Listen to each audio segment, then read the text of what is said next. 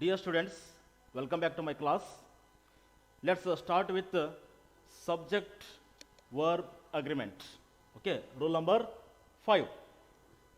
So, dear students, so here see either or either. Okay, either, neither, each, everyone, many, a. So, these words must be followed singular verb. Okay.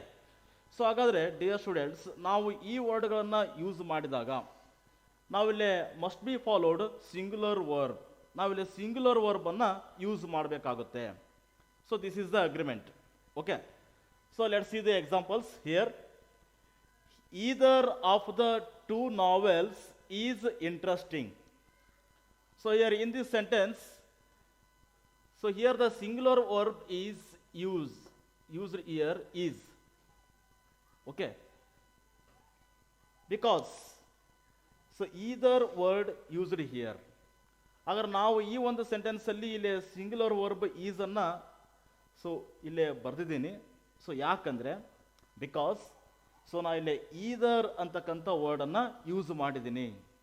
Okay, ಹಾಗಾದರೆ ಇಲ್ಲಿ ನಾವೆಲ್ಸ್ plural ಇದೆ, but ಇಲ್ಲಿ ನಾವೆಲ್ಸ್ plural ಇದ್ದರೂ ಕೂಡ ನಾವಿಲ್ಲಿ singular ವರ್ಬನ್ನು ಬರಿಬೇಕಾಗುತ್ತೆ. Okay, because of we used here either. And then so neither of the two students is willing to win the match. Willing to win the match. So here in this case, so here students, this is what a plural noun. Okay, but here we used here is singular verb because of neither. So ಇಲ್ಲಿ ನಾವಿಲ್ಲಿ ನೀದರನ್ನು ಬಳಕೆ ಮಾಡಿರೋದ್ರಿಂದ ನಾವಿಲ್ಲಿ singular ವರ್ಬನ್ನು use ಮಾಡಬೇಕು. Okay, so singular verb ಯಾವುದಿದೆ ಇಲ್ಲಿ? Is. But students ಅಂತ ಇಲ್ಲಿ ಪ್ಲೂರಲ್ ನಮ್ಮ ಕಣ್ಣಿಗೆ ಕಾಣ್ತಾ ಇದೆ. ಓಕೆ, ಬಟ್ ನಾವಿಲ್ಲಿ ಆರ್ ಅಂತ ಬರೆಯಂಗಿಲ್ಲ. ಅರ್ಥ ಆಯ್ತಾ? So this is the subject verb agreement. So ಯಾಕಂದರೆ ಈ ವರ್ಡ್ಸ್ಗಳನ್ನು ನಾವು ಯೂಸ್ ಮಾಡಿದಾಗ ಸೊ ಮುಂದುಗಡೆ ಇಲ್ಲಿ ಪ್ಲೂರಲ್ ನೌನ್ ಇದ್ದರೂ ಕೂಡ ಸೊ ನಾವಿಲ್ಲಿ ಈಸ್ ಅಂತ ಬರಿಬೇಕು. Okay, and then so each of the students is. Okay, so ಇಲ್ಲೇ ಸಿಂಗ್ಯುಲರ್ ವರ್ಬನ್ನು ಯೂಸ್ ಮಾಡಿದ್ದೀವಿ. Students is given a textbook. So ಇಲ್ಲಿ ಈಸ್ ಅಂತ ಬಳಕೆ ಮಾಡಿದ್ವಿ. ಸೊ ಯಾಕೆ ಹೇಳಿ, ನಾವಿಲ್ಲಿ ಈಚ್ ಅನ್ನೋ ವರ್ಡನ್ನು ಯೂಸ್ ಮಾಡಿದ್ವಿ. So because we used here each, so that's why we should write here singular verb. The singular verb is. And then everyone, so everyone of the boys loves to ride the car. So you can find out here loves is the singular verb. So ನಾವಿಲ್ಲಿ singular ವರ್ಬನ್ನು ಬರೆದಿದ್ದೀವಿ. So ಯಾಕೆ ಬರೆದಿದ್ದೀವಪ್ಪ ಅಂತಂದರೆ ನಾವಿಲ್ಲಿ every one ಅನ್ನೋವಂಥ ವರ್ಡನ್ನು use ಮಾಡಿದ್ದೀವಿ. ಹೌದಾ? So totally ನೀವೇನಪ್ಪ ಅಂದರೆ ಇಲ್ಲಿರುವಂಥ ವರ್ಡ್ಸನ್ನು use ಮಾಡಿದರೆ so ಮುಂದ್ಗಡೆ ನಾವೇನಪ್ಪ ಅಂದರೆ ಸಿಂಗ್ಯುಲರ್ ವರ್ಬನ್ನು ಬರಿಬೇಕು. ಸೊ ಕೊನೆಯದಾಗಿ ಏನಪ್ಪ ಅಂದರೆ ಮೆನಿ ಎ ಅಂತಿದೆ ನೋಡ್ರಿ ಇಲ್ಲಿ.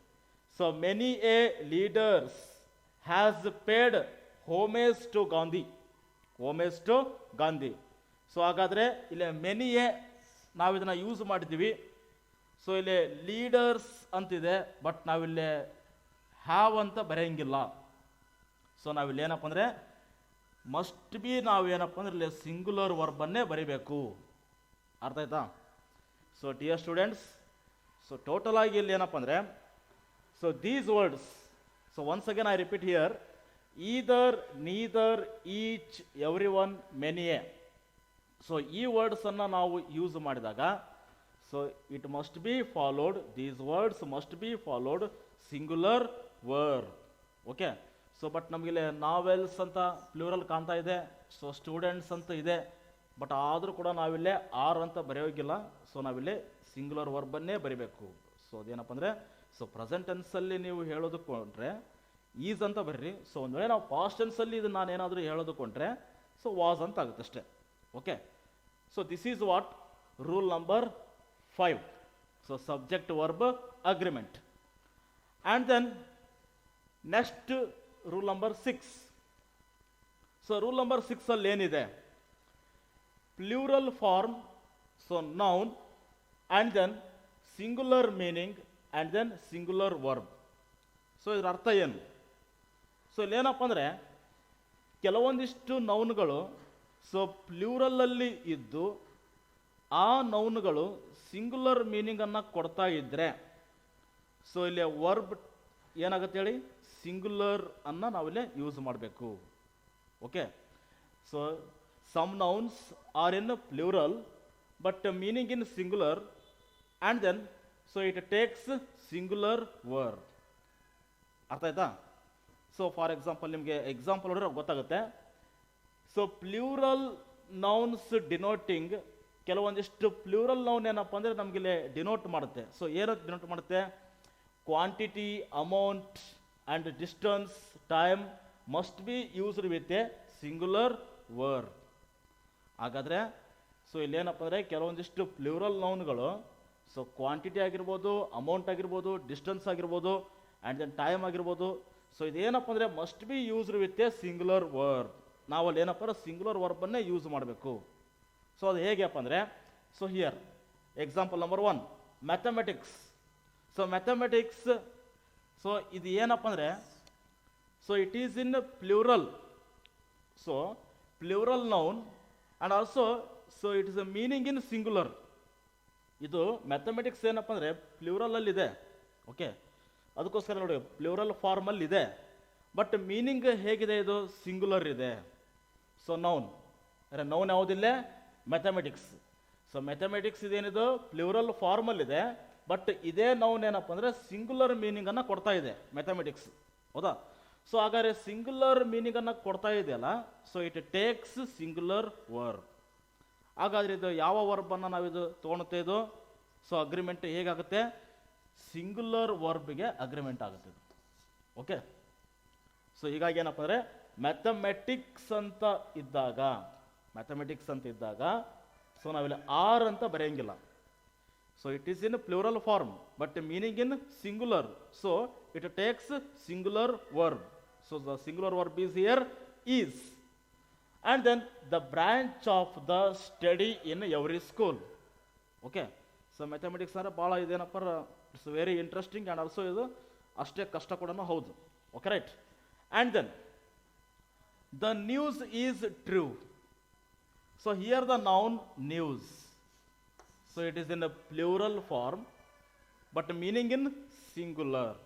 So that's why I write here singular verb is. Okay. And then so 500 rupees.